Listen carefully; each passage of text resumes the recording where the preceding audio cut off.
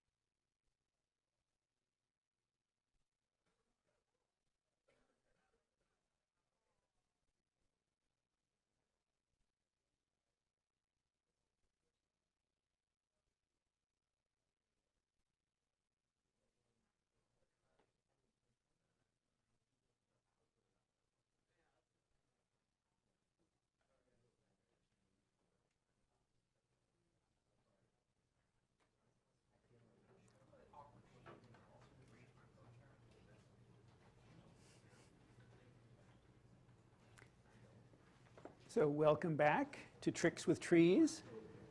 My goal today is to finish the one slide I didn't have time to do last time, and then go on to the main topic, which is distributed memory programming in machines. And remember, the reason I'm telling you about this now is, besides these being interesting algorithms, Tricks with Trees, is that many of these algorithms are going to be built in to the MPI library that I'm going to be telling you about next. Now, hopefully, I will finish early enough for the GSIs, Aditya and Razvan, to give you some hints about homework 1. But if that doesn't work, we'll go on and give you the hints next time. So let's go on and just review one slide where we were. So I started by saying that if you have n numbers and you want to compute any function of those n numbers, one number, it takes log n steps. And the simplest example was addition. In one time step, you can add 2 numbers. In 2 time steps, you can add 4 and then 8. And so log n is the minimum amount of time it takes to do anything non-trivial with n inputs. And so, of course, you can do a sum that way. You can do actually anything that's an associative operator. You can multiply or do an or do a max or do a min. And there are lots of interesting associative operators. And then I said there's actually something a little bit more general than that, which is has a lot of applications. That's called a parallel prefix. So there, in the case of a sum, you have a question. Yes, thank you. Sure. What is the base on that logarithm? So log base 2, so the question is, what's the base in the logarithm? And everything in this talk is big O, so I actually don't have to answer your question, but I will anyway. It's log base 2. So because I'm assuming a binary operator, and if it were a ternary operator, it would be log base 3, it would still be big O. Okay. So the generalization is called parallel prefix or scan. It has many other names over history. So instead of just computing the sum of n numbers, I'm going to compute all the sums of the leading subsequences. So x1 plus x2, x1 plus x2 plus x3, all of those leading sums, x1 plus dot dot dot to xj for all j. And you can do that in log n time with this, go up the tree and down the tree algorithm. And it takes a little bit more work, but only 2n additions instead of n additions. And then I gave a lot of examples where that came up, and I said that every computer that's been built for decades uses this idea to add integers. In that case, what is the associative operator? It's multiplying 2 by 2 binary matrices. So with ands and ors instead of multiplies and additions. But it's exactly the same idea. And then I gave a lot of other sort of gee whiz examples just to show you, that it's surprising what you can do with it, including evaluating arbitrary expressions, plus, minus, times, divide, parentheses, organized any way you like. As long as there are n inputs, you can do it in log n time. And so then after doing those sort of gee whiz examples, I started to do this list of 3 more practical recent examples where you have to generalize the idea of computing a prefix. And the first generalization was you don't have just an array of numbers, you have a 2-dimensional array of numbers, not just 1-dimensional. And you can do the prefix twice, once along the rows and then once down along the columns. And that gave you, in log n steps, the sum of every square submatrix or rectangular submatrix of your original 2D array. And that was used for image segmentation. I did that last time. The next generalization was, instead of computing all of the prefixes, x1, starting at x1 up to xj, you were allowed to restart the sum, reinitialize it at 0 whenever you felt like it. So there was another array which says, when do you reinitialize? And that was a perfect match for doing sparse matrix vector multiply, and I gave an example of that. And so the one example I didn't get to was how browsers can be parallelized. So it turns out that's a bottleneck. You have a big file written in a language called HTML, which says what the layout on your screen should look like of some complicated web page. And that can be done with parallel prefix too. So let me now move ahead to that last slide.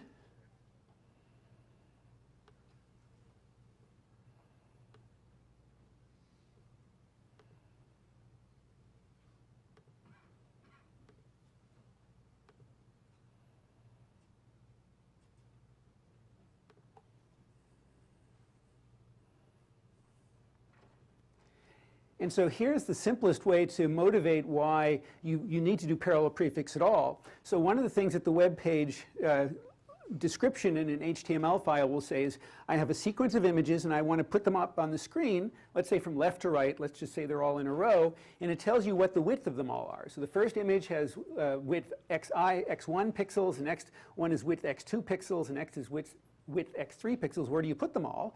Well, obviously, the jth item is going to start, to the right of all the guys to its left, and so you have to add up all those prefixes to figure out where it goes. So that's sort of the simplest example. That shouldn't take too long. But real web pages have much more complicated constraints. They're not just moving from left to right, they're moving top to bottom, so you have a 2-dimensional version of this. And plus, they're organized hierarchically. Each image is not just a single image. It has images inside of it and so on, so it's recursive. So you don't have just a binary tree, you have an arbitrary shaped tree in which you have to do the same thing, compute everybody's sort of the sums to your left. And so it turned out that is the bottleneck in putting up very complicated web pages, and so my colleague Ross Bodick and his student Leo came up with a parallel algorithm to do that, in which there's been a lot of industrial interest. So that's the end of my just examples of what you can do with parallel prefix, just so that you should, whenever you see a problem, say, oh, is there a tree hiding in there? So are there any questions before I go on to distributed memory programming?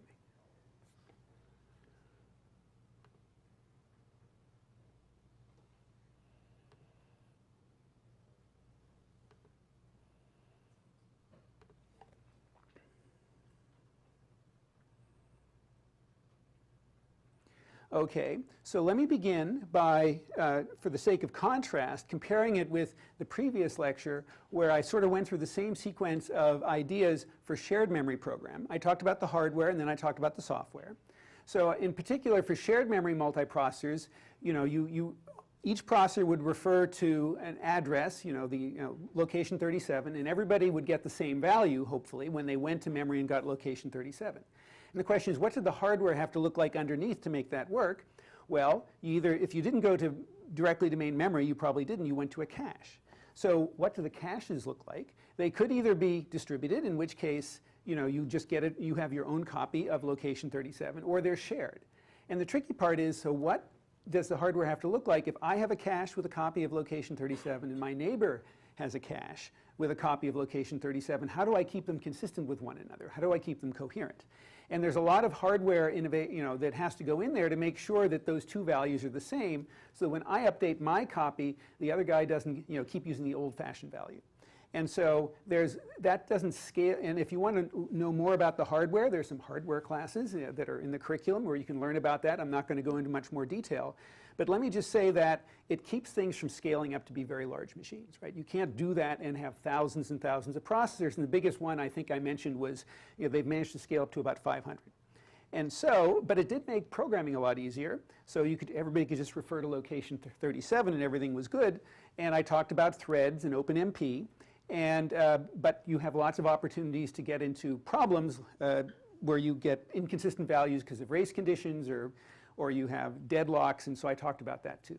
So now I'm going to go through that sort of same sequence of events. What's the hardware look like and what's the programming model have to look like for distributed memory machines, which is what the biggest machines in the world are. In particular, Hopper and Edison, on which you're going to be doing your homework. So I'll tell you about a little bit about the hardware, what the network topologies look like. And it'll look a little complicated. And again, my goal will be to give you a simple performance model, just basically two numbers to keep in your head, which will abstract the performance information about a network. They won't tell you everything, but they'll be good enough for a lot of purposes. And then I'll tell you about the standard programming model for all of this. It's called MPI. Fortunately, there's an international committee that's gotten together, and they've all agreed how to spell send, how to spell receive. So when you write your program today on Hopper, it will with very high probability work for a long time on other machines. And so I'll give you what the basic routines look like. There's a very long manual. It's available on the web, hundreds of pages. There are hundreds of routines. The good news is there are only about 6 routines I have to tell you about so that you can get started and write programs at work. And you can read the manuals for all the others. So let me tell you why these particular architectures are dominant just by giving you some more top 500 data. So this is, the horizontal axis is the beginning of the top 500, 1993 up to a few years ago. And we're just looking at the top 50, not the top 500. And it's color-coded by the architecture. How many different machines are in different architectures? And suffice it to say that starting in around 1999 up to today, everything is either blue or red, blue or pink, which means it's either 1 or 2 flavors of distributed memory machines. If it's an MPP, that's the pink stuff. Those are distributed memory where it's all custom processors and a custom interconnect. So some company built their own and made it all integrated. And the blue is the same idea, but it's more off the shelf. You bought the same processors that might go into your laptop. You bought a network that could be used anywhere, and you just kind of glued it together. And that's basically 100% of everything.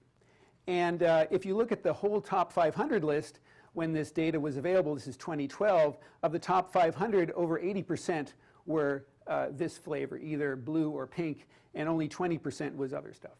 So it was almost 100% everything. So it was split 80% cluster and 20% MPP. So it was the top 500 just was dominated by this.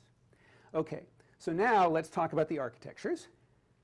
So the early times when people built this, it was just a collection of microprocessors you bought from off the shelf, and you connected them to nearest neighbors in some sort of topology.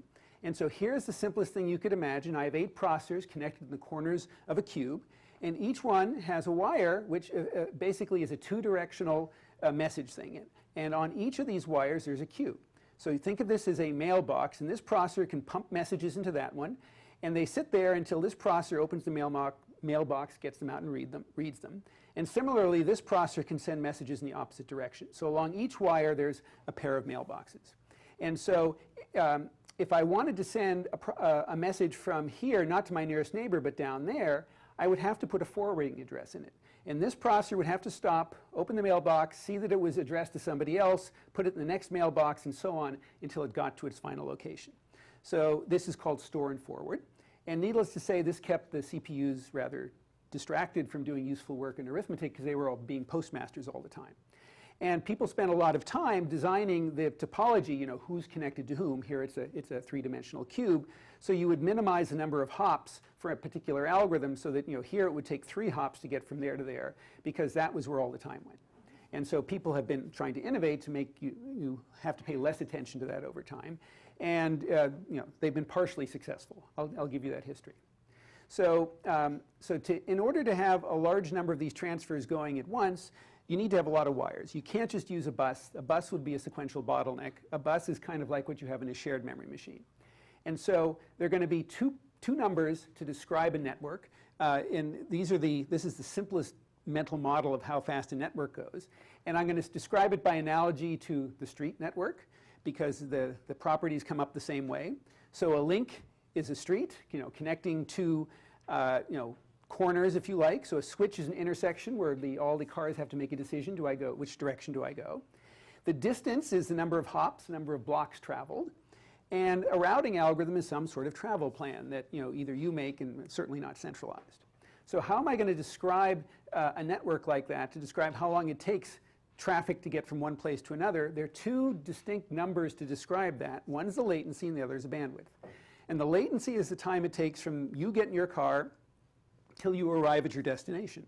So what is that? That is the distance divided by the speed, right? And the unit is time, and assuming there are no traffic jams for the moment. And so that's the latency, that's the time for one car, but that's not the only metric that matters. I also care about how much total data, how much total traffic can move per unit of time. And so if I want to ask, how many cars per second can arrive at another destination, well, that depends, of course, on how tightly I can pack the cars. So that's the density, cars per mile. It also depends on the speed, of course, miles per hour. And it also depends on parallelism, how many lanes I have going. And so if you multiply all that together, things cancel, and I get cars per hour that arrive. And that's the bandwidth. And so the network bandwidth is similarly limited by how many parallel wires I have and the bit rate per wire. And so these are going to be the two parameters that I will show you lots of pictures of to describe current networks.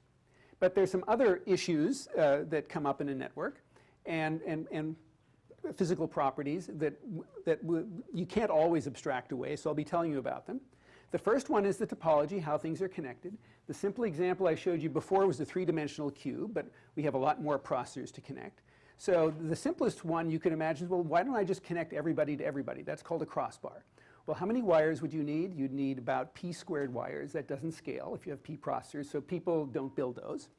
So the simplest thing is a ring, a one-dimensional array, or maybe it's connected in a circle, why it's called a ring. And that works for some algorithms, but you can imagine there are a lot of bottlenecks that you would get. There are not very many wires. So people have built over time two-dimensional arrays and three-dimensional arrays. And what is the analogy of a ring in higher dimensions? It's called a torus. And so you have things that are connected end around. And so Hopper in particular is a three-dimensional torus. But people have even gone higher dimensional. So the IBM Blue Gene P was a three-dimensional torus, and the next generation was a five-dimensional torus. Okay, so you can see that they kept adding things because there were bottlenecks. But there are other examples that have historical interest, but also algorithmic interest. There's some algorithms that map specifically to certain topologies, which is why people built them. So I showed you a three-dimensional cube. You can have higher dimensional cubes. They're called hypercubes. Trees are kind of natural. I mean, for all of those algorithms I told you that depend on trees, so people have built special purpose things like that. The next two I'll show you pictures of later. They were basically motivated by the FFT. So, and when I give you a lecture later in the semester on how you do FFTs in parallel, those will show up in a very natural picture in the algorithm. And then there's another network called the Dragonfly, which is, I think, mostly a pun on butterfly, but I'll talk about it later. And that's the network that Edison uses. So they've now switched, and it's sort of motivated by the fact that because you have both electrical things to connect and optical interconnects. So and they have different properties, and so what's the right way to combine optical and electrical? And that's motivated Dragonfly. So I'll talk about that. I'll talk about routing algorithms. I mean, so here's the simplest example. How do you make sure that there's no traffic jams or deadlocks? In the example of a two-dimensional torus, basically the simplest thing you could imagine is everybody who needs to go east-west goes that way. And then the processors just have to look to their left and the right. And then everybody goes north-south. Everybody goes up and down. And you can imagine that would avoid certain deadlocks, but it won't keep all the wires busy all the time. So there's sort of routing algorithms. And then there is the switching pattern, the switching strategy. So you could imagine doing it by circuit switching. That's the telephone system. That means you have to reserve a wire, a path through the whole network, and then use it until the entire message gets there. But that doesn't work very well. So instead, what people do is packet switching. In that case, a message is broken up into chunks, if your message is really big, it has to be sent in multiple chunks. And they will all be routed independently. They may take different paths through the network. That's more like the post office. And finally, when it arrives, they'll all be put back together again and delivered. And the internet certainly works that way too, and that's the way most networks work. And then there's the problem that, if you write a complicated enough program, or there are too many people sharing your big parallel machine, you will get congestion. There will be some processor where everybody's trying to talk to it at the same time, and the hardware has to do something. And so there's a whole bunch of things that people have done in the past to deal with that. You can sort of store data in buffers, at some earlier post office before it gets delivered, because you don't have enough room. You could reroute the data to other nodes. So one clever idea, which I'll talk about later, is you pick a random processor somewhere, send it to it, and that random processor then sends it to the destination. Then the chance that everybody is colliding at the same place is much smaller with high probability. And you can also tell the source node, oh, stop for a while. I mean, there are all these different things. So, so these are, I'll show you pictures of these.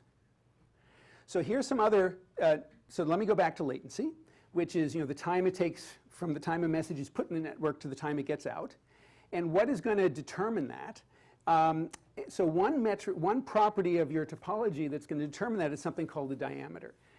What's the diameter? This is a property of any graph. So think of the processors as vertices in a graph, and the edges as the connections. And so I pick two arbitrary vertices, and I say, how many hops does it take to get from U to U? What's the shortest path?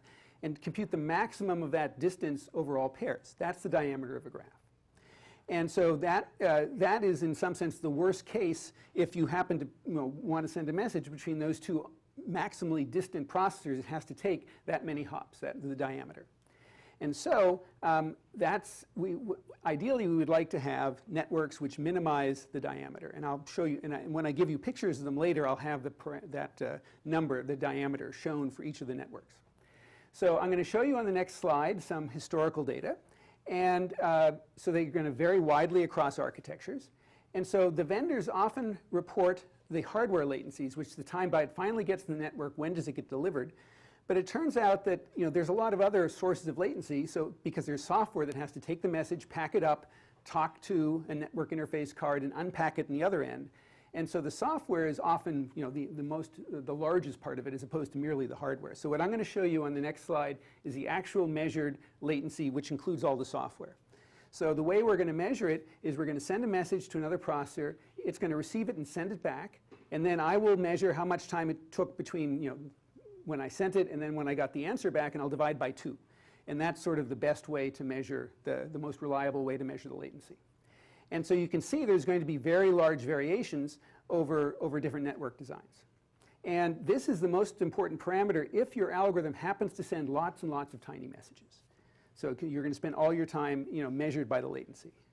So, oops. All right. Don't send, just go away. Okay.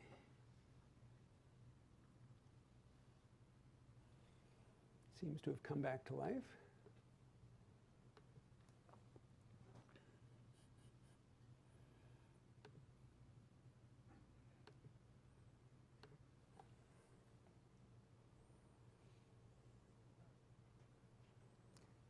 Okay, so in this message, I've taken a single 8-byte chunk, a double precision number, and I've sent it to another processor, and it's gotten it and sent it back to me.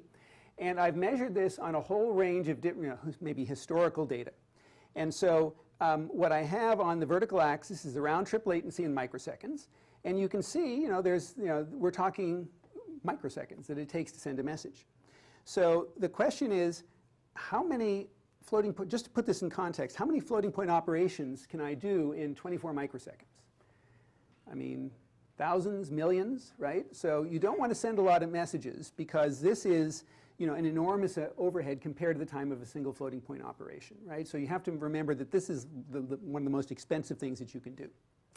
So we know, I told you about Moore's law, and so you might be telling yourself, oh, don't I just have to wait and see this will all get better? Well, it is improving over time, but much more slowly. So let me show you one more picture, which is a bunch, even more data. The horizontal axis is time from a long time ago, 1990, up to 2005. And so someone had the patience to mine the literature and get all these data points and put them up here so we could sort of see how things are going. And it is a log scale from 1 microsecond up to 100 microseconds. And you can see it's pretty much of a cloud. Now, if you insisted on drawing a straight line through this cloud of data, it would be improving. It may be 5% a year, but it's nowhere near the Moore's law behavior that we get, right? So this is definitely the bottleneck for the foreseeable future if your program is going to send lots and lots of tiny messages. Now, when was the world's record set on this plot? Back in 1997. The Cray T3E, had just a little over a microsecond latency. So, and things have not gotten better since then. So Hopper is 1.8 microseconds, and Edison is 1.5. Those are the machines today that you'll be using, and they're not a heck of a lot better. So there is some new hardware in the offing, but it's not going to fix this. It'll make the bandwidth a lot better. So optical electronics, a lot of people are innovating quickly on how do you connect an optical fiber directly to a chip without a lot of intervening stuff, but there's still going to be a lot of latency associated with that. So yes. So that's the latency. Now let me say a few words about the bandwidth. And as I mentioned, the bandwidth of a link is going to be the bits per second that go along it. And so that's going to depend on the time per bit and the number of wires. And the usual metric for that is going to be gigabits per second. That is the usual speed, some large multiple of gigabits per second. And that's the hardware. Now the actual delivery, the software delivery, I'll show you a plot again, is lower than the maximum capable of the hardware. And the reason is you just don't send the data. You have to put a bunch of other stuff in the messages too. So no surprise, there has to be some routing. You have to have the address so you know where to deliver it. And then you also have to have some error coding because the bits do get flipped along the way. And so just like in regular memory, there's single error detect and correct and double error detect coding schemes so that it is delivered correctly with high probability.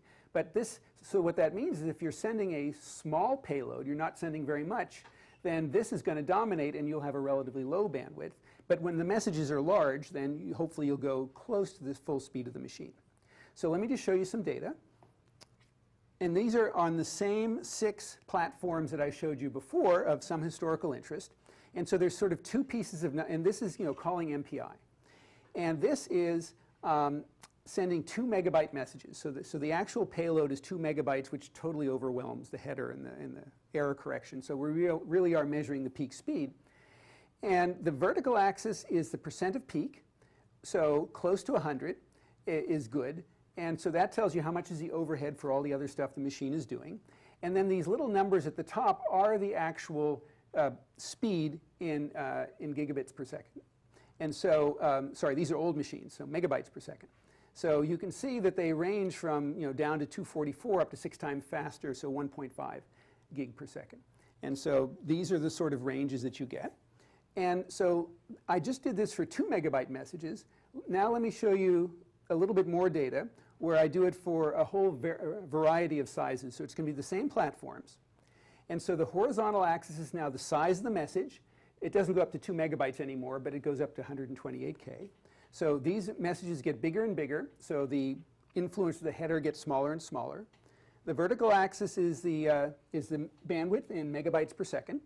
And these are all the same platforms that I had before. And you can see that, indeed, as the messages get larger, you tend to get a larger bandwidth because you don't worry about the latency so much. That's less and less important. And it's also, the header is less and less important. So let me just bring 2 of these to your attention. If I want to compare the black diamonds, the dark blue diamonds, and the pink line, because those are both the Cray T3E, but they have different software infrastructures for sending the messages. And you can see they differ significantly. So one of them is MPI, that's this one. And the other one is SHMEM, that's the pink one. So SHMEM is short for shared memory, pretending to be shared memory. That's the low-level interface at the bottom of that Cray provides, on top of which you build MPI. So the difference, so this is close to the hardware performance, and you can see it gets higher much faster. And so the difference between this and this is the overhead added by MPI to do all the copying and making it portable. And by the time the messages get large enough, you don't notice it anymore, but you do notice it for small messages. So this is the price you pay for portability, and this is not unusual. But I recommend writing portable code. So let me tell you, so that's the bandwidth. And I want to tell you what properties of the topology will affect the bandwidth, and that can be important. And so before, for latency we talked about the diameter, the maximum number of hops between two nodes. So now, if you want to say, how does the network affect the bandwidth, there's something called the bisection bandwidth. And so how do we define that? Again, you think of a graph. Vertices are the processors and edges are the wires. And what I want to do is divide the graph in half so that, and imagine that all the processors on one half are trying to send data to all the processors in the other half. What's the worst traffic jam that you could have? How could I divide them up so that I have the most congestion possible over some wire? And so in the case of a one-dimensional connection, it's pretty obvious. You cut it down the middle, and if everybody up here is trying to send to everybody down here, then the bisection bandwidth is just going to be the speed of that one link. All the data has to go over that one link, so that would be the link of one, the bandwidth of one link. Now, what if I have a two-dimensional torus, right? Because obviously one-dimensional is not very good. So it turns out that it's that graph partitioning problem again to find this link, and so I'm going to cut the thing in half. And so if all the processors, if all the p over 2 processors above the red line are trying to send data to all p over 2 processors below, then what is the bottleneck? It's crossing the red line, and that's the square root of p times the bandwidth of one link. And so you can imagine other topologies too. It's in computing them. So I will have a much better bisection bandwidth. And there are some algorithms for which this will be the bottleneck. No surprise. And we will actually talk about that in more detail later, about certain algorithms and how you map them to certain topologies. Okay, so now let me just give you a tour through all the different topologies that people have tried over the time. And at the beginning there was a lot of work on trying to say what is the optimal topology for this particular algorithm, and that kept people busy for quite a while. It also made it hard to write code, hard to be portable. And so the modern networks try to hide this from you so that you can write code without worrying about which processor owns which data, and so that the topology, what the actual graph connectivity is less of a factor. And so, for example, on this relatively old machine now, the hardware latency could vary depending on which pair of processors you were connected from 0.5 to 1.5 microseconds, but all of that software stuff added another 36, so you didn't really care about the difference in the hardware anyway. Now, I will show you some slides where we are still doing research in trying to map algorithms to topologies, and it can have a factor of 10 difference if you have a good topology for a good algorithm, so factors of 10 we care about. But one of the goals of Edison was to use a topology where you didn't have to try to think about that anymore. And I'm going to propose it as a class project to see if they succeeded. Because I don't know. Okay, but let me give you some of the examples. So the easiest one is a linear array, as I've mentioned before, and of course the diameter is n-1 if you go all the way from there to all the way over there. And if you pick two processors at random, what's their distance on average? It's about n over 3. Okay, and the bisection bandwidth is cutting it right there, and so that's 1 in units of link bandwidth. So that's the simplest thing to do. Now, as I mentioned, people like tori, or rings, and so everything gets cut by a factor there. So the diameter's gone down by a factor of 2. The average distance is down a little bit. And the bisection bandwidth has doubled. That's good, but it's not nearly good enough. So this is what is in Hopper in the 3-dimensional version. And so I won't try to draw the 3-dimensional version, just the 2-dimensional one. So now, what is the diameter? It's to get from that node to that node, and that's going to be 2 times the square root of the number of processors, 2 square root of n. And the bisection bandwidth is crossing there. And if I make it a torus, which means I do an end-around connection on every column and every row, then things go down by a factor, improve by a factor of 2. No surprise. And as I mentioned, the Hopper uses a 3D torus. And this is really natural for example, for linear algebra. Matrices, for the most part, are 2-dimensional. And so this is a very good match for that. But there are a lot of other algorithms for which you might be able to do better. So for example, the IBM BGQ decided they needed a 5-dimensional torus. So here are hypercubes. And I showed you the picture of a 3-dimensional hypercube before. It's just a 3-dimensional cube. 4-dimensional is pretty much the same thing, except now I have a cube in 4 dimensions. And this was used in a bunch of early machines that aren't with us anymore. And there's one reason for it is there are lots of clever algorithms for how to map algorithms to these. But the simplest one to describe is how to do the routing. And it's something called gray code. So suppose I want to move some data from processor 000 to processor 110, what do? I look at each bit. I compare the lowest order bit, they're the same, so I don't go anywhere. Then I compare the next bits, 0 and a 1. I got to move, so I go along that edge. Then I compare the last bit, the 1 and the 0. They're different, so I have to change again, and that's where I land. So it's a pretty obvious mapping of binary numbers to edges on a hypercube, and so people were fond of this for a while because it was easy hardware to build. Then people tried trees. And so trees are sort of nice in the sense that, you know, the maximum distance from any vertex to another is you have to go all the way up to the root and back down again. So that's about log n. But of course, if everybody's trying to go through the root, that's pretty bad. So the bisection bandwidth is just 1. So the root is the bottleneck. One attraction here is, of course, when people try to build this on a chip, you have to make it fit in a plane because chips are planar. And there's a perfectly nice mapping of trees, binary trees, to the plane. And that's kind of what it looks like. And you can use the same picture recursively. So, but the fact that there were a bottleneck at the top made people say, how can we improve it but keep the tree structure? So they invented something called fat trees. And the idea is that at each time you go up the tree, you double the number of wires. So each of those is a single wire, you know, from the leaves to their parents. The next level up, those are slightly fatter. Those are meant to be 2 wires wide. Then there's 4 wires, then there are 8 wires. And here's kind of a picture of how that might look in the plane. And that was used in some machines for a while. The thinking machine CM5, no longer with us, but that's an idea that has a much better bisection bandwidth that kind of fixes it quite well. So now we get to something that was invented because of the FFT, basically. And this is called a butterfly. And so the way to understand this picture is imagine I have 8 processors, and I just am drawing those same 8 processors several times. So these wires connect these 8 processors to the same 8. And I have also those wires connected in the same 8, but I'm just drawing it that way to make it easier. And so why is this called a butterfly network? Well, just kind of look at that, right? That kind of looks like a butterfly, right? And I just have multiple copies of it. And so the question is, how do I do the mapping? How do I figure out how to, let's say, move data from processor 5 to processor 6? Well, again, I'm just going to go bit by bit. So let me count 0, 1, 2, 3, 4, 5. So there I am at processor 5. So what I do is I compare these bottom 2 bits. They're different. So I don't go straight, I go sideways, right? I have 2 choices, and if the bits differ, I go you know, at an angle, otherwise I go straight. So they're different, 1, 0. Then they're different again. So I go sideways. So I compare the middle bits, and then the last bits, 1, 1, are the same, so I go straight. And there I am at processor 6. So it's sort of the same idea. You know, you're looking 1 bit at a time and take the right motion. And this is going to be natural for the fast Fourier transform. This is exactly what the dependence graph looks like of the algorithm. So people were very fond of it for that reason. And there was a commercial company that lasted for a little while, a BBN Butterfly, that tried to build these things. So let me try to tell you whether this matters or not by showing you an experiment where what we did was we built a multicast, which is sort of an all-to-all. So everybody had some data that they wanted to share with everybody else. And we did it on three different machines of different sizes. So we did it on an IBM Blue Gene P.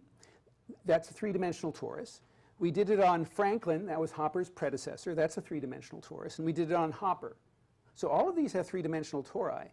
Now, so what we're plotting here is the bandwidth. And that's on a log scale, so there's a big difference there. And the horizontal axis is the number of nodes, so how many processors are participating. And so on the IBM Blue Gene P, it gets faster as you increase the number of nodes. And on Hopper and Franklin, it gets a lot slower, right, by orders of magnitude. So there's a really big difference here. And what is it? On Blue Gene P, when you say, please give me 512 processors, it will give you an 8 by 8 by 8 cube. And you know you have an 8 by 8 by 8 cube. You know exactly who's connected to whom. And you can write down a clever algorithm that keeps all the wires busy all the time, and you don't have any traffic jams. You can't do that on Hopper.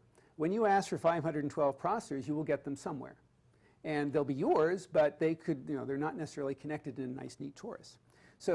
And then you get this degradation, right? You need an algorithm which doesn't depend on where you are. It just sort of is very general purpose, and it slows down. So why did they choose to do that for Hopper? It's because it's the economic model of success for that machine. They want to keep the whole machine busy all the time. so that whenever a user shows up in the queue, that they want to serve that user as quickly as possible, so you will get whatever subset of processors are available immediately, as soon as possible. And if you had to wait for a your own nice 8x8x8 cube, you might have to wait a lot longer. So that's the reason it's done, but there's trade-offs. Okay. So now the trouble is so what can we do about that? And you can change the network. And so here is the latest network, which is an Edison, and it's called a Dragonfly. And it has a different topology. Again, it's a little too complicated to draw the picture. I'll invite you to read the paper if you like.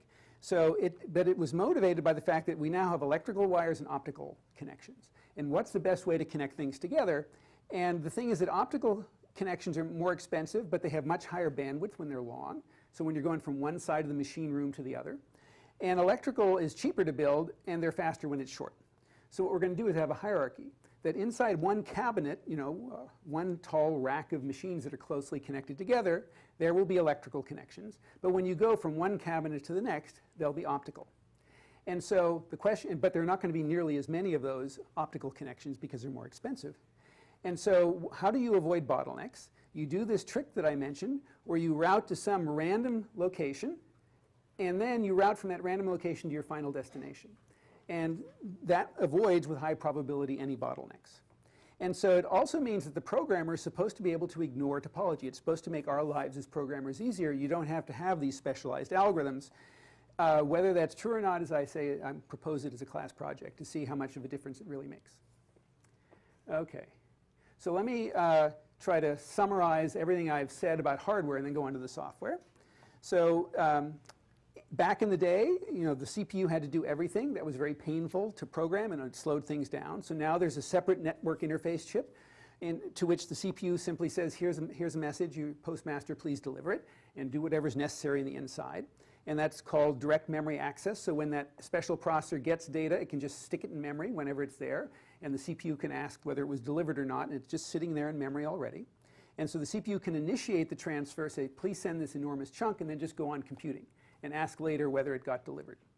So wormhole routing, that refers to the fact that it's storing and forwarding, and so things are pipelined along the network to try to keep all the wires busy all the time, so it's not like the phone system. And then there's the libraries, which I'm going to tell you about eventually too today, MPI, provide this nice abstraction to hide all these details for you. Okay, so that's the end of hardware. And I now want to give you the two parameter performance model that we should carry forward in our heads to try to understand whether our programs are likely to be efficient or not. And so just to remind you of what performance model, again, we had in a previous lecture for shared memory. I'll do distributed, our model on the next one. The simplest thing you could have is to say, in the shared memory case, is that if it's shared memory, I'm just going to assume everything costs an equal amount. It's all maybe even free. That was called a PRAM model.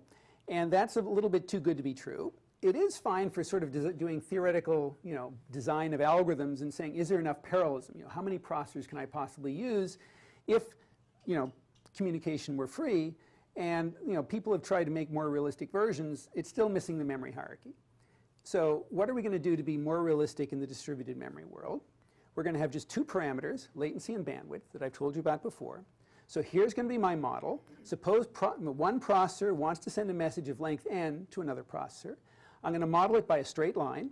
And so the time is going to be the latency plus n times the cost per word, seconds per word, which is to say n divided by the bandwidth. And so I'm going to ignore the topology. And as I said, sometimes that's okay, sometimes it isn't. That's a research question.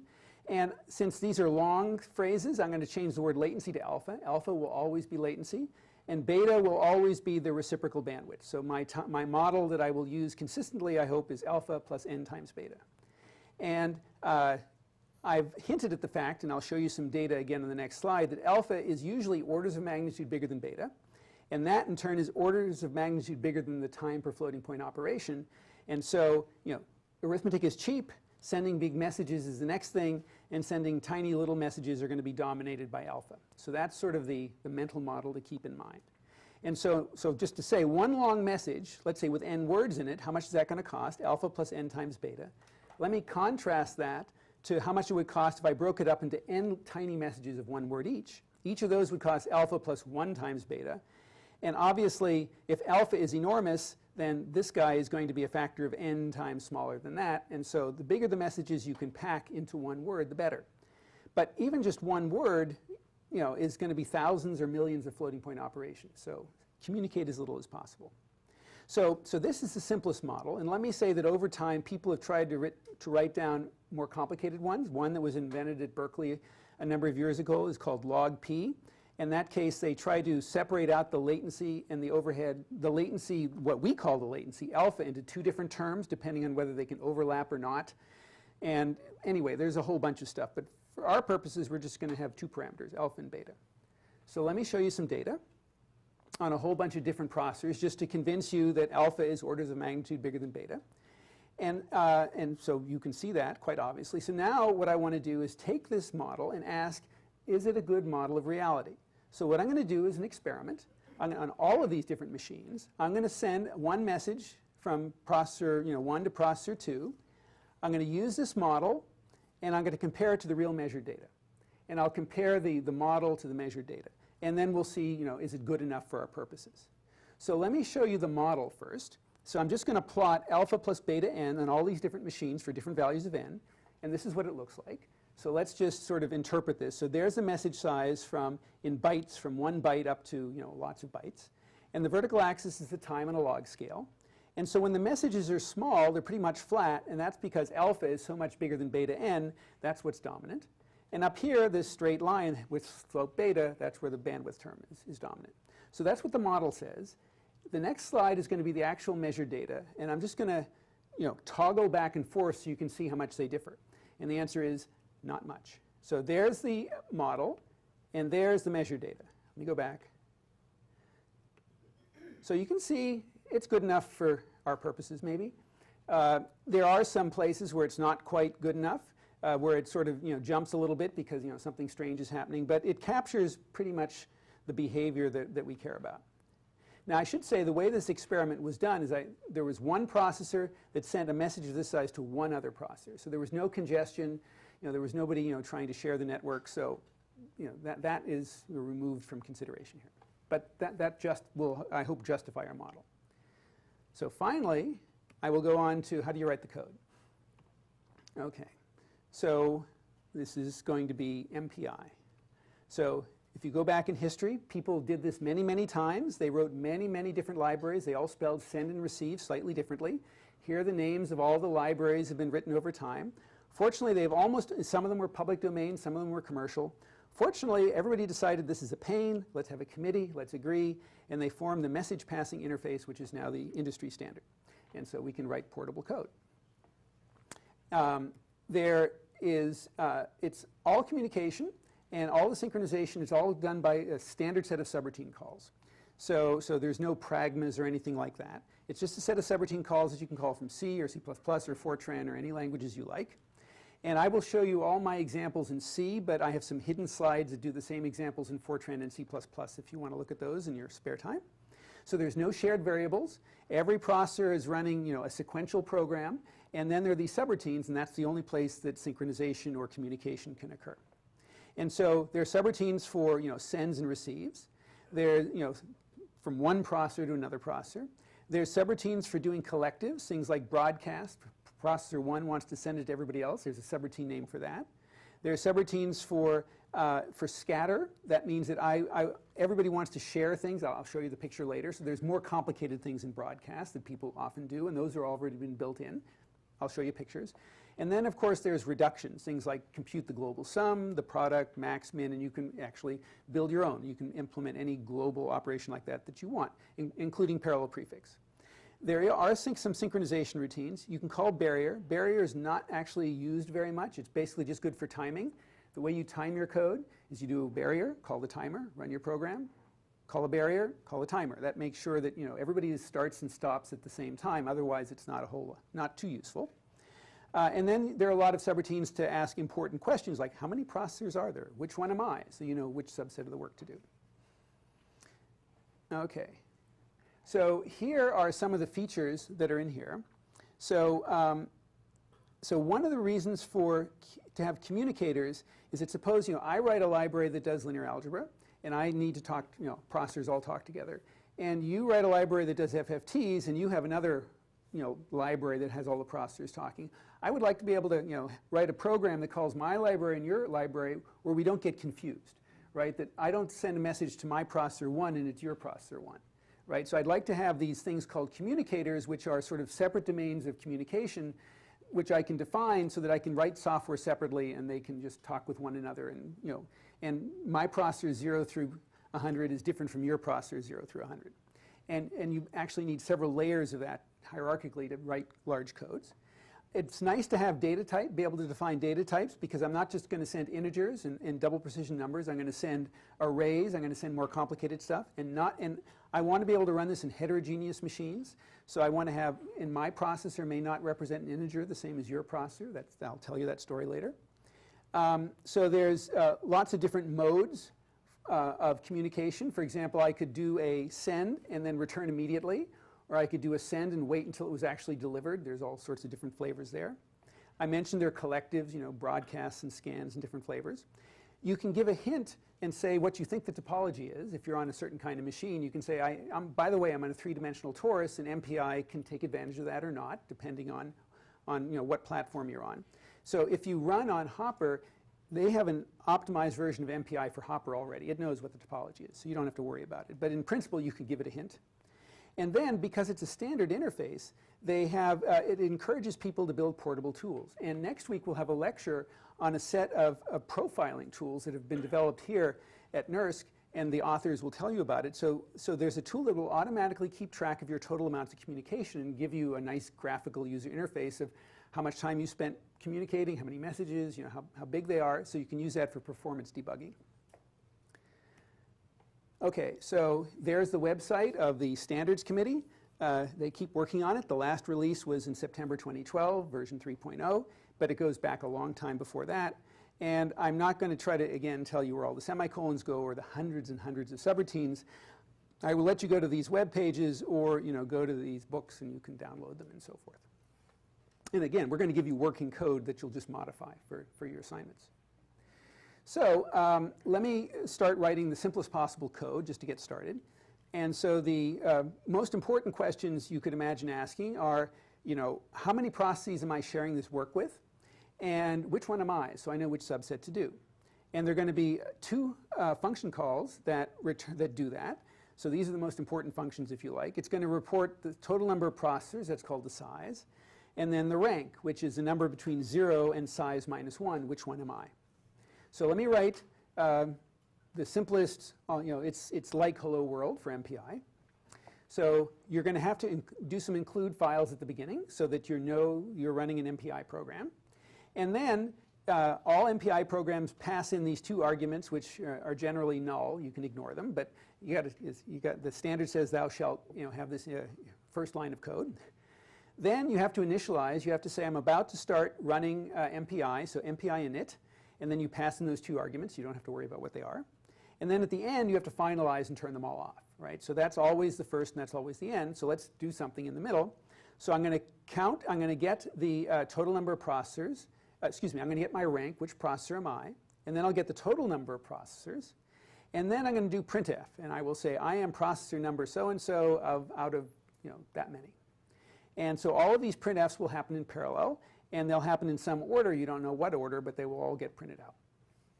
So there's the simplest kind of hello world version you could have. So just to repeat, everybody has to start the same. You have an MPI init at the beginning, and it gets these arguments, argc and argv, whatever they are. And you have to have a finalize at the end. And MPI com world is, let me go back to this. So see here, this MPI com world, what is that first argument? Remember I told you about a communicator, which says I'm only interested in looking at a subset of the processors, like for my library. MPI com world is by definition everybody. So these are all the processors that have been allocated by to the machine for your problem, which you can divide up later into separate libraries. But this is the universe of processors available to you. It has that name by definition. So each statement executes independently.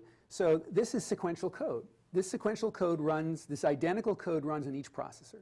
And it can be a little bit different because you know what your rank is, and so I can print out, do something, and I can branch on that and go to do different things. And the MPI standard does not say how to run it, but this is usually what it looks like. So you do you compile your program, it produces something called a.out. Then you do MPI run with the number of processors equals 4, say. And so then this will go in the job queue until 4 processors are available, and then it will run that program I just showed you with size, the total number of processors equal to 4, or whatever number you ask for and get. So let's go on to send and receive, the next thing. So here's the basic picture. Time is going down. At some point in time, processor 0 will execute send some data somewhere. It wants to send it over to processor 1, and processor 1 will have to execute receive data. So what do I need to specify? So I'll show you the syntax in a moment. So I have to describe the data somehow, because this is not just necessarily one word. It could be something complicated. And there's a question back there. Sorry. So is there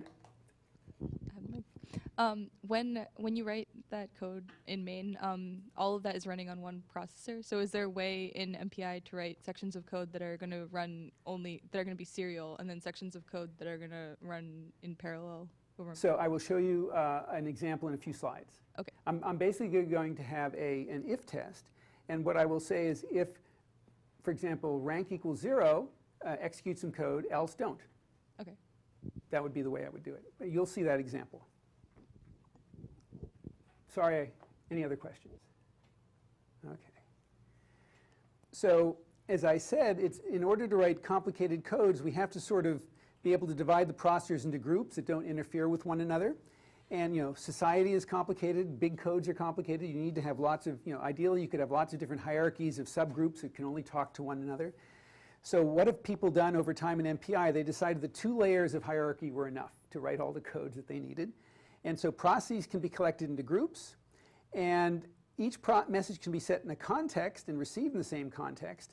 And if you take this cross product of groups and contexts, you get a communicator. And that's what you pass into each send and receive subroutine, and it will look for messages just inside that pair of group and context. So that turned out to be the easiest way to do it. To sort of trade off the complexity of of communication with what people needed to write to generate big codes. And so once you have identified a communicator, which is this pair of a group and a context, then everybody gets a number from 0 up to the rank. And everybody will, and you can ask yourself what you are. And the default is the universe that gets assigned to you, and that's MPI COM world. But you can make up other names. For example, if you have a linear algebra library and an FFT library, they'll have their own communicators. So what about the data types? There's a triple to describe the data that's sent. You have to give the starting address. You have to say how many objects there are starting at that starting address, and you have to say what the data type is. And there are certain standard built-in data types like integers and doubles and so forth. And the next most natural thing is to have a contiguous array, an array of ints or doubles. But let's suppose you have a matrix stored row-wise, and you want to send a column. Right? That means you want to send a whole bunch of words that are an equal distance apart. And so that's called a strided access. And so there's a way to describe strided accesses to make it easy to do that. So you don't have to pack, copy your row, your column into a row and then send that. It'll do that for you. And you can also have sort of, define your own data types and have arbitrary structures. But imagine what would it mean to send a linked list from one processor to another? So with pointers and all of that. So at some point it gets too complicated to define these things, and you get to build it yourself, right? You will have to figure out a way to pack your linked list into some common data structure and unpack it on the other end. It tries to give you a bunch of options, but you can make things that are complicated enough that are hard to send. And if the data types are complex enough that it takes a lot of time to pack and unpack, well, then there might be some performance hit there.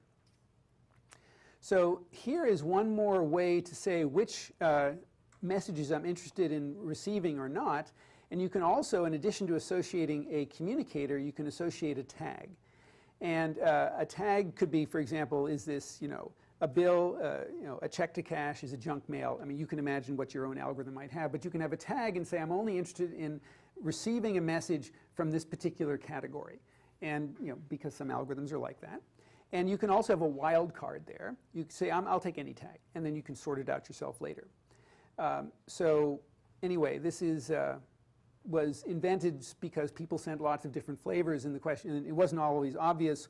You know, if you're waiting for a message, it could be an integer or a double precision number, and you receive it in the same location, you know, it'll confuse the software, right? So you can say, I'm only interested in the messages with this particular data type. That might be what the tag says. Okay, so finally, let me tell you what the send, how to spell send. And it's spelled MPI_send.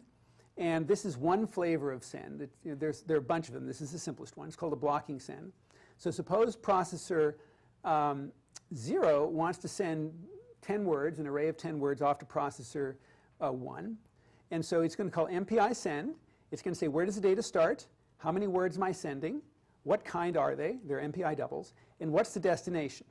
In addition to that, there's that tag thing and the communicator. And so there is where it's going. And when this is, so what happens when this thing returns? What do you know? What does processor 0 know on the next line of code? You know that this thing has been pushed into the network, that array A has been sent, you know, on its way, but it hasn't necessarily been delivered yet. But you know that you can now use those 10 words of memory and do other stuff with it, right? You won't be messing up the message that you sent when it returns. That's this particular flavor. They're different flavors. That's this particular flavor. So now, what about the receive? Let's just look at the syntax of the receive here. So again, I'm going to say, where am I going to start putting the message that arrives? That's going to be in array B. How many words am I willing to accept? What's the count? 20. That does not have to match. That says you're willing to accept up to that many words. And you can ask later how many actually got delivered. What data type is it? Hopefully that will match. Where is it coming from? In this case, I'm only willing to accept messages from processor 0, but that could be a wild card too. You could say, I'll take anybody's message. And then the tag in the communicator. And then something called a status. So after the message arrives, you know, you don't know how many things actually were delivered. You can ask later. That's all stored in the status for you, so you can figure it out. And if you had a wild card there, you don't know where it came from. You can also ask that. That's all stored there in this status information for you. And so you can figure it out later. So let me now write a slightly more complicated MPI program than I did before. And what, in this case, processor 0 is going to send a number to processor 1, who will print it out. Okay, simplest possible thing. So, and I'm going to have this status object here. And I'm going to do init at the beginning and finalize at the end. It always starts and ends with init and finalize. Then I will say, who am I? What number am I? From com rank. So in this case, I'm going to have two. I only care about 2 processors. And now to answer your question about how do I, you know, distinguish. So here's a branch. If rank equals 0, if only processor 0 will execute this code. Else if rank equals 1, so only processor 1 will execute that code. So that's how you can do different things. I will send a number, 1, 2, 3, 4, 5, 6. So I'll execute send. I'm going to send one number. It's going to be an integer. I'm going to send it to processor 1. The tag is 0, and it's, you know, MPI com world. And otherwise, if I'm processor 1, I will receive the data into this buffer. It'll be, I'm only expecting one word, one integer. I'm expecting it from processor 0 and this other stuff. And then it prints out receive. And you know, there are hidden slides with Fortran and C++ versions, but that's basically what the code looks like. So here's what the status flag looks like. It's a data structure that has a whole bunch of stuff in it. And so, for example, you can say, what, you know, if I was willing to accept a message with any tag, I can go back and ask, what tag was it actually that arrived? If you want to know that, you don't necessarily have to.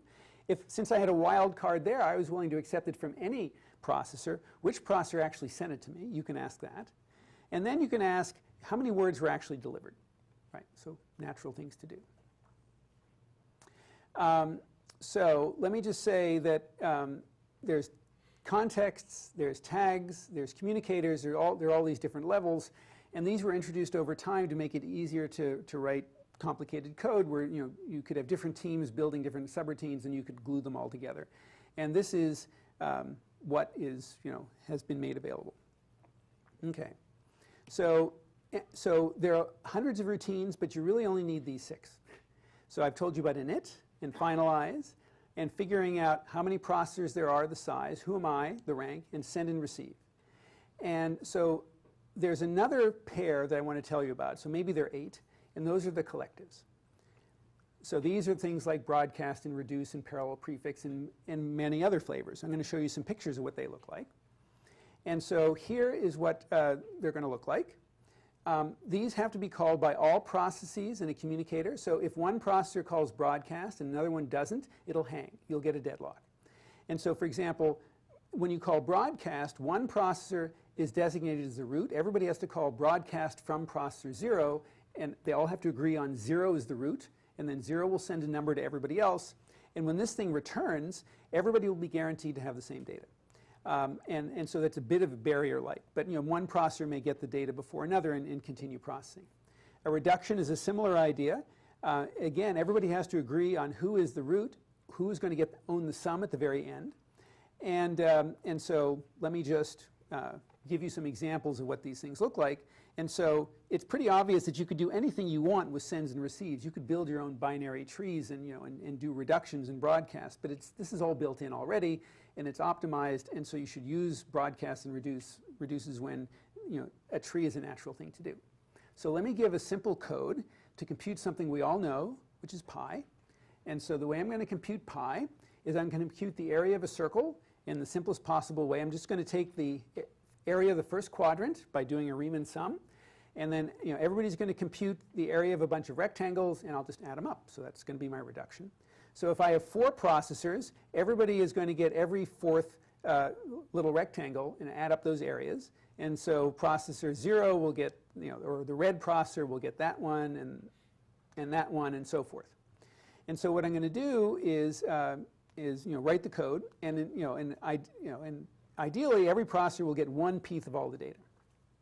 So this is actually 2 pages of code, and it's still pretty short. So again, I'm going to have MPI init. The MPI finalize will be on the next slide. I'm going to keep, so there's the true value of pi to 25 digits that I'll just use to compute the error at the end. I'm not going to get a very good approximation. Then I'll get the size, how many processors are there. I'll return that in that variable. I'll say who am I, so I know which subset of the rectangle's areas to compute. So here's the code. I'm going to have an infinite loop. While not done, processor 0 will say, please tell me how many rectangles you want me to add up. And it will read those in and send it to everybody else. So only processor 0 is going to be doing the I/O.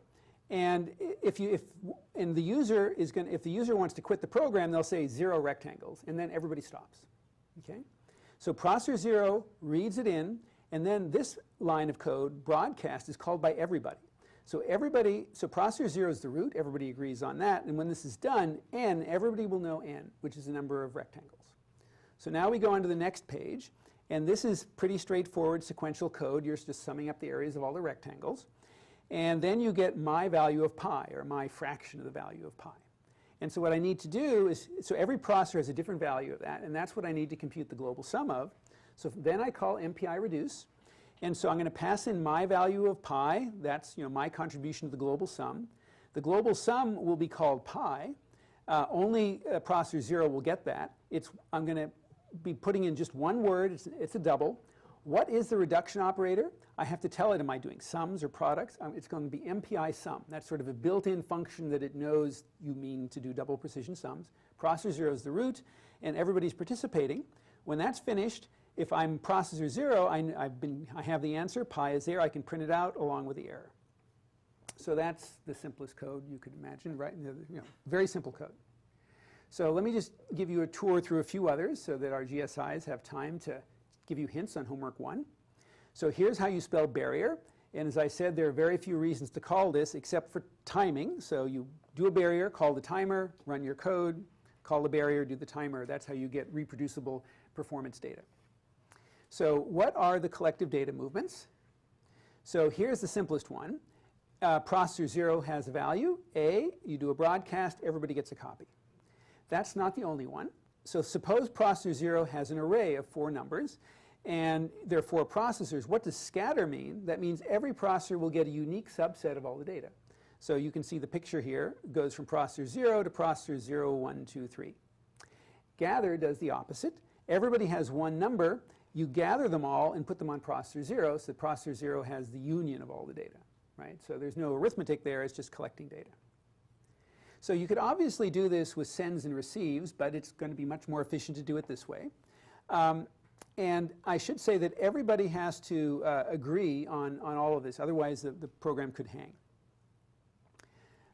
Okay, so let me now give you a few more pictures. So here's all gather. So when I put the word all in front of it, it's not just processor 0, the root, that gets a copy of all the data. Everybody, all the processors get a copy of the data. So if it were just gather, only processor 0 would have it, but now everybody does. And all-to-all is a transpose, basically. I have an array of p-values. I want to send one of them to every other processor.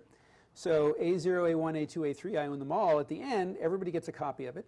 It's basically a matrix transpose. So this is the easiest way to think of this destination being the transpose of the source. And that's spelled all-to-all. That's all built in. There's also reductions, which, no surprise, if I have these 4 numbers and I want their product, then that's what reduction will do. And scan will do the similar thing, parallel prefix. That's all built in. I should say that you can build your own parallel prefix operator. It just doesn't have to be the built-in ones like sums and products. You can write your own.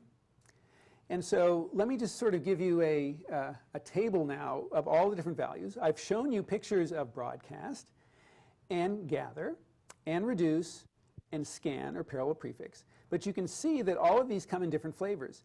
If I have one of these things, I can put the word all in front of it. What does that mean? That means that it's not just the root who gets a copy of the answer. Everybody gets a copy of the answer. That's what it means when you put an all in front. And what does it mean when there's a V at the end? That means that everybody can contribute a different number of data items to the work. So, for example, processor 1 could have 2 words of data. Processor 3 could have 5 words of data. That's what V for variable. So those are all available too. You can, and for all these reductions, they're the built-in ones. I'll show you a table on the next page, sum, product, max, min, but you can always build your own. And there's all sorts of other flavors of these things too. So for example, this is scan, where you exclude the value of your own value. So in other words, processor 3 will not get x1 plus x2 plus x3. It'll only get x1 plus x2. So sometimes you want that. So there are all these different flavors. So here are all the collectives, finally, that are built in. You can write your own max, min, product, sum. So then there's Boolean stuff, but there's 2 flavors of Boolean. So why do I have both logical and binary? What's the difference between that? Well, in this case, each word represents a single binary object. It's either true or false. Binary means it does it bitwise. So if I have a 64-bit number, those are 64 values of true and false. And each of these are performed bit by bit. So sometimes that's useful. And these return 2 numbers. They don't return just the max. They say, where is the max? And you can imagine for something like Gaussian elimination, you need to find the biggest guy in the column. You have to know where he is, and so you need to know the location. So that's all I wanted to say about MPI. And now, are there any questions while I let the GSIs give you hints on homework 1?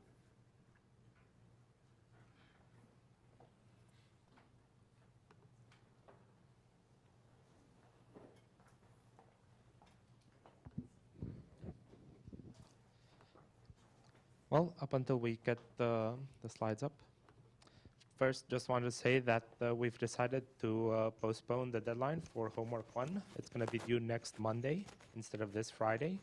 There were a lot of teams that still had members dropping, adding, so we decided that you can have an extra weekend to work on it. Now, from a general point of view, I hope that's a popular decision. well, you can be done on Friday and then enjoy the weekend. So I mean, if you are actually done, there's nobody forcing you to work on the weekend. So here is just a general look at the codes that we gave you. That's the blue code. It's not HTML, the tuned BLAS library that we gave you. It's Cray libsci. And the code that you can write, hopefully, is the red code. But that is a code that's optimized. It doesn't quite get to the level of HTML, but it's still a pretty good. Percentage of peak, and that can be done with unrolling vectorization. That means SIMD, a few levels of blocking, copy optimizations, and I'm gonna turn it over to Aditya for a second to talk about SIMD, since that is one of the most important optimizations. You will not get over 50% if your code doesn't vectorize, or in case you don't include SIMD directly. Okay, so just a quick 2x2 matrix multiplication example and how you're going to actually vectorize this. So we're basically taking a 2x2 block, so you have C0, C10, C01, and C11, and then you have all the combinations of multiplications for A's and B's and the sums to get the corresponding block of C, right? If we rewrite this as SIMD algebra, you see the 4 lines down here, and the way we're writing this is you take an entire column of C, right, and that fits into a single vector register, and you take an entire column of A, and that fits into a single vector register, and then you replicate a value of B, right? Again, you'll see that there are dependencies where B 00 needs the first row and first element of A, and then the second row first element of A. So because of that, you see some replication in B, and similarly, this goes all the way through to the different instructions. Just keep an eye out for the color coding that corresponds to the code and what's happening. A quick summary of the SSE intrinsics real quick before we get to the code. So your header file that you're going to use is EMM_intrin, that's SSE2. There's also XEMM_intrin, which is SSE1, and then there's AVX stuff. Now, some of you already tried AVX, and you found that it wouldn't work with 256D registers. That's because it supports only 128D. So you can add 2 doubles, so this will give you performance of at most up to 2x. So the operations that you're going to be looking at are the load PD, the store PD, load U, and store U. Now, the difference between the 2 different loads and stores is that load U is unaligned memory accesses. So that assumes that your wherever the location that you're loading from is unaligned in memory, or aligned, depending on which one you go with. load 1 is going to select one location and load them into both the upper and the lower portion of the registers. Yes, question? How does the different loads and stores affect performance? So the question was, how do the different loads and stores affect performance? Well, so if the loads are aligned, then, so you should expect aligned to be faster than unaligned because you have byte boundaries that you can just search for and pull. So that's really the main difference between loads and unaligned and. So it actually depends quite a lot on the architecture. On the current machine, it's on Hopper, it's not as bad. On some of the previous machines, Franklin, it used to be really bad. And it also depends a lot on how you access the memory. If you're accessing it contiguously, even if it's unaligned, it's not going to be that bad. If you're accessing it and it happened, you're not accessing it along the same cache line, then you are going to see that performance hit. Okay, and then the last 2 instructions are your arithmetic operations. So you have add and mult, which is what we're going to be using. And note that all of these instructions end in a D. That's for double. So it end in F for float. Okay, so some code. So the top here, you have your header file, of course, and then now we're loading a column of C. Now this is actually loading 2 doubles into C1. C1 is representative of a vector register. Similarly, you're going to load the second column of C. Again, this is an offset of 1. So remember, in the code, everything is in column major, so you skip over an entire column. So that's C2, and then we're going to loop over it twice, and this is... And the length of a column is LDA? Is LDA, correct. Okay, so now you're going to load A into... So this is an aligned column of A into vector register A, and then you're going to load 1 value of B. So remember, this is going to represent B00 being loaded into the upper and the lower portion of the vector register. Similarly, this is going to be the second value. This is going to be, in the first iteration, it's going to be B01. Now, and then you do the multiplications on the inside. This is A times B1. And this is what's called a rank 1 update.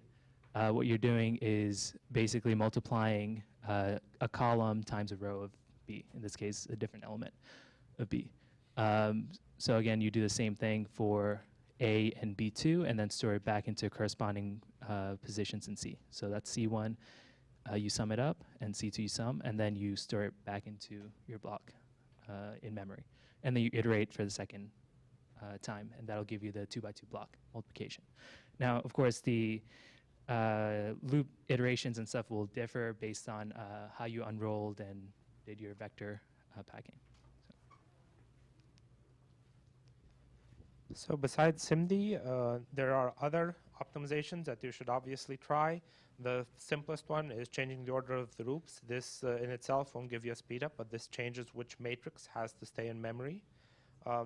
Blocking for multiple levels, the code that we gave you only blocks for one level, and the actual machine has registers of SIMD depending on the code that you write, L1, L2. Then unrolling the loops at the lowest level. This means instead of having a for I from 0 to 2, it's much simpler to just write 0 and 1. And at the lowest level, this will help SIMD before you write the code. At the higher level, if you do this, it will help prefetching in order to get better memory access. Copy optimization. If you have a submatrix of A or B that happens to sit in memory for a long time, it might be better to copy that into a contiguous block. Also, when you copy, in case you're accessing A, for example, in case you're accessing A or B opposite to the cache lines, it might be a good idea to transpose that matrix. Aligning memory and padding. This can help with this can help with both SIMD and with dealing with special cases. If you pad to let's say 8 numbers, you don't have to worry about having to write special code at the ends of the matrix. Of course, adding SIMD intrinsics, as was said here, you will not get past 50% if your code doesn't auto-vectorize.